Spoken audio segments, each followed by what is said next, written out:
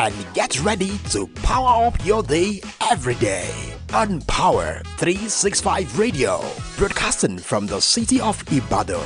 Follow us for top-notch news and entertainment updates. Don't miss a thing. So, pick up your phone and follow us on Facebook at Power 365 FM, Instagram at Power365_FM.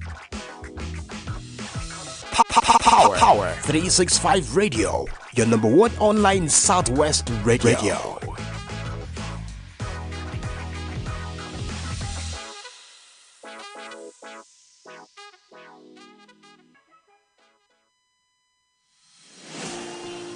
This is Power 365 Radio. Get ready to experience dynamic energy and professionalism. At Power 365 Radio, we pride ourselves on being your go-to source for authentic news and insight. Be it breaking news, thought-provoking discussions, we are your number one online radio station in Southwest Nigeria. We are dedicated to delivering top-notch content that keeps you informed, entertained, and engaged. Stay connected on Power 365 Radio by following us on all our social media platforms. On Facebook at Power 365 FM, Instagram at Power 365_FM. Power 365 Radio, your source for news and insight.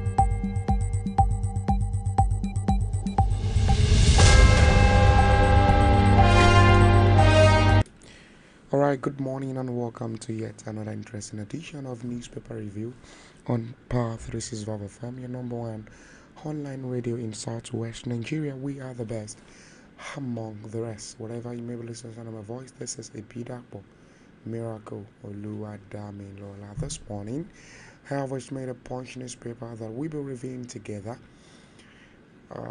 First of all, we go through the headlines, and don't forget we're live on all our social media and on Facebook at Power FM Live, on YouTube at Power 365 FM, and for the TikTok lovers at Power 365 Online Radio as well to watch us and listen to us live and direct. First of all, the headlines.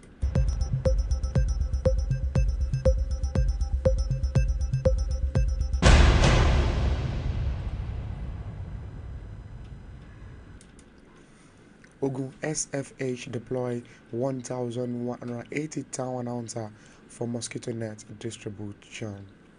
Federal government bought a refurbished jet for Tinubu, says Ononuga. Leg firework begins over APC nominated fee refund. I spent 3.5 years in my mother's womb. That's coming from Amosun. How UK's film director deceived exhorted Nigerians with fake sponsorship, care jobs, ex-employee. And also I'm able to cite this on business. NLC slams IMF for subsidy remover denial. Mohbad widow agreed to DNA test to determine son's paternity. Helicopter crash found body of missing NNPC Hall worker. EFCC to track funds as local government autonomy begins in November. Tight grip governance devise new strategies to keep local governments under control. Alright then, we go on a short break, and while we're back from the short break, then we dive to the news and details this morning. Don't touch it out. I will be right back.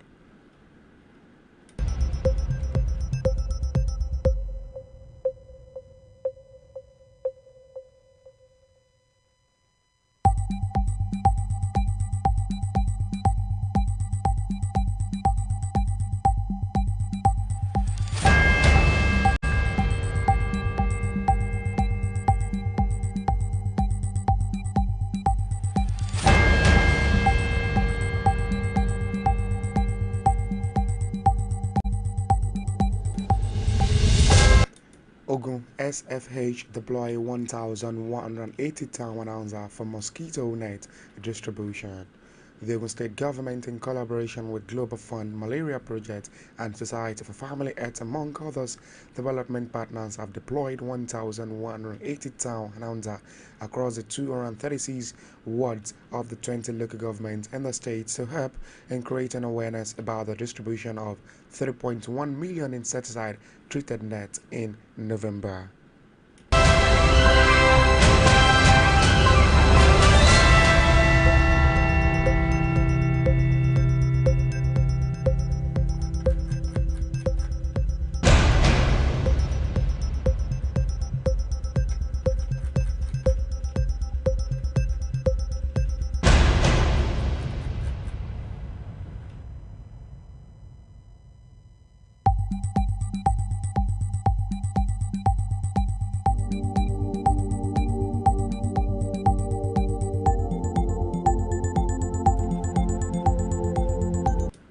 The town announcer, who are 5 per ward, have to help communicate to the residents about the importance of the 2024 insecticide treated net mass campaign and how the resident can benefit from tackling the burden of malaria. Speaking with our correspondent on Sunday after the orientation for the town announcer for Ijebu East local government, the ITN coordinator for the local government, Abiodun Rafiq, said, "What we did here is today to give our town announcer the orientation of the job ahead of them. For the 2024 ITN mass campaign, the 5 announcers per each of the 11 wards of this local government are to help sensitize the people of the importance of this campaign. They are to inform the residents of the need for them to register for the net, after which they will go and use their net card to collect the insecticide treated net at its designated point when the distribution begins." ITN coordinator for Ijebu North local government, Mr. Oladeji Julius, said that the 55 town announcer, 5 per each of the 11 wards of the local government, has been armed with sufficient information to help achieve the success of the insecticide net distribution. Julius said, "We have told our town announcer of their importance in their critical national assignment because having adequate information is very key to success of this ITN mass campaign." Read further details on that on the Punch newspaper this morning, as Ogun SFH deploys 1,180 town announcer for mosquito net distribution.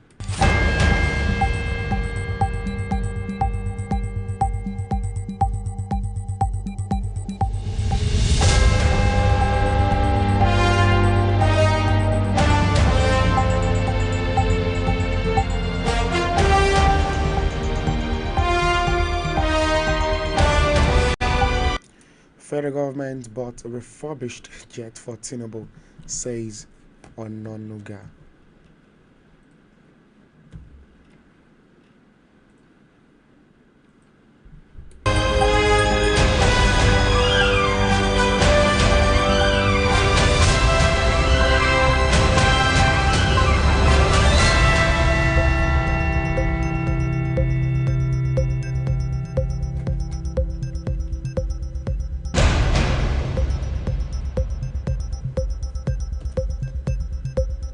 Federal government bought refurbished jet for Tinubu, says Ononuga. Presidential spokesman Bayo Ononuga has stated that the federal government did not buy a new official jet for President Bola Tinubu, contrary to claims on social media. Speaking on Sunday edition of Inside Source on channel television, Ononuga stated that the government acquired a refurbished jet for the president, adding that the plane belongs to the country. Ononuga stated that some jets in the presidential fleet purchased under former President Olusegun Obasanjo are all in bad condition and their maintenance costs are outrageous.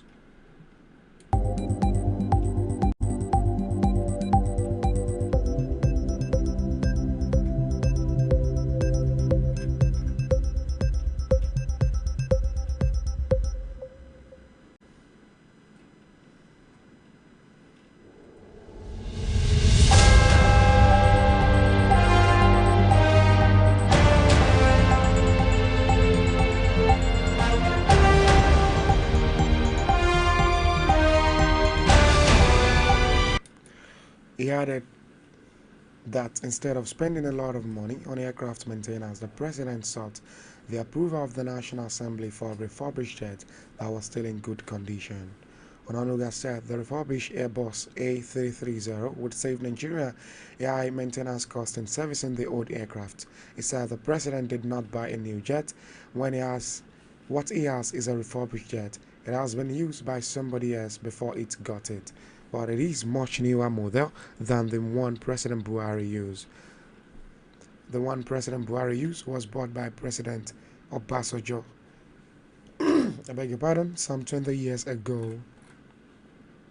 There was a time when President went to Saudi Arabia and that plane developed some problems. The President had to leave with a chartered jet to the Netherlands. It's not President Tinubu's plane, it belongs to the people of Nigeria. It is our property. Onanuga urged Nigerians to prioritize the President's safety, nothing that the newly acquired plane is Nigerians' property, and the jet would also benefit Tinubu's successor. The presidential spokesman said the national advisor Nuhu Ribadu okayed the purchase of a refurbished plane, saying that the maintenance costs of the old aircraft were exorbitant.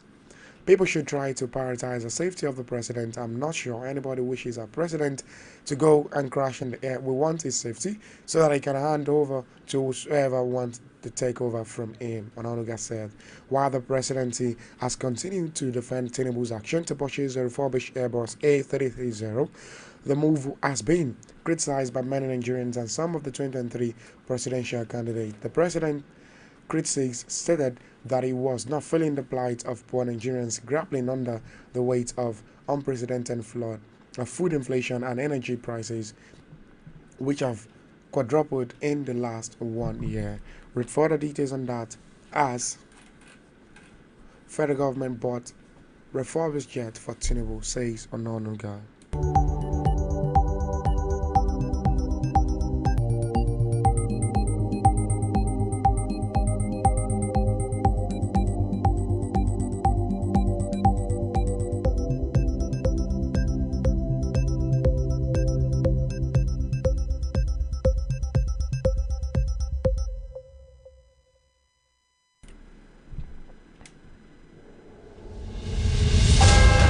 Leg firework begins over IPC nomination fee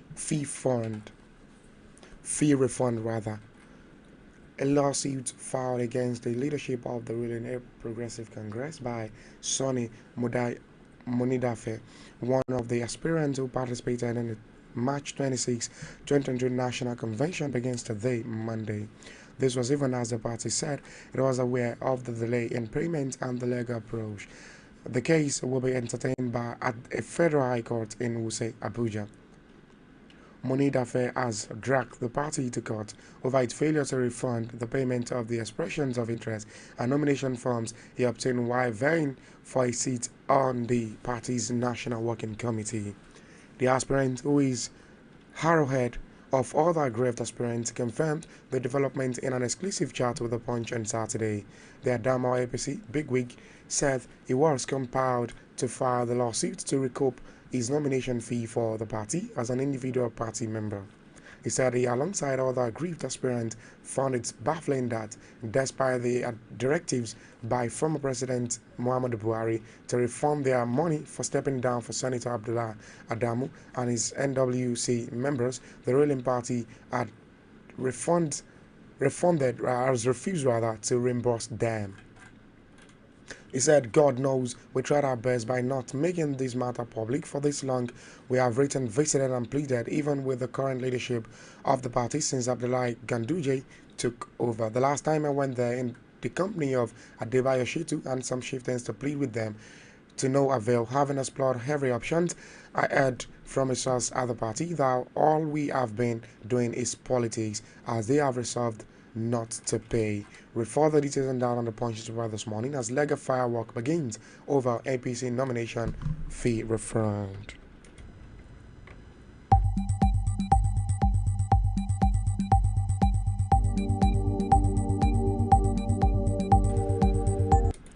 I spent 3.5 years in my mother's womb. That's coming from Amosu. Former Ogun State Governor Ibukunle Amosu on Sunday said his late mother carried him in her womb for 3.5 years. Amosu said his birth was nothing short of a miracle, and many people wouldn't believe he was a human being at birth, having stayed for such a long period before birth. The former governor gave the startling revelation at the 25th remembrance prayer for his late mother, Rafatu Sanusi Amosu, at the Amosun family residence in Abeokuta, the state capital. She died on October 27, 1999. At the event, Amosun emphasized the importance of honoring one's parent even after their passing, a principle he said is supported by both the Quran and the Bible. He said, beyond respecting our parents when they are no longer around, the best gift we can offer them is prayer. Since this is a significant 25-year milestone, we decided to make it slightly more elaborate, not a celebration, but a gathering to seek Allah's forgiveness on our behalf. I spent 3.5 years in my mother's womb. My father, who was not present at the time, even arranged for 4 to be bought to burn my body if I did not survive the birth. Amosun said it was one of the reasons his father named him Duro Rike, meaning stand and be given the best of care. The former governor explained that his mother's pregnancy was a mystery to many, as the pregnancy appeared and disappeared over a prolonged period. When I was finally born, many people fled, unable to believe I was a human being, but here I am today, alive and well, he added. Amosun's elder brother, Abidoye Amosun, corroborated the story, adding that 3 days before the naming ceremony, their father sent a traditional naming gift along with a letter which contained the names of the newborn. Amosun reflected on the transit nature of life, calling for prayers for his late mothers and all departed souls. The remembrance ceremony was attended by prominent Islamic leaders from Igba land and beyond, as well as sides who served alongside the governor during his 8 years tenure in the state, as well as several family members. Read further details and data on the Punch paper this morning, as I spent 3.5 years in my mother's womb. That's coming from Amosun.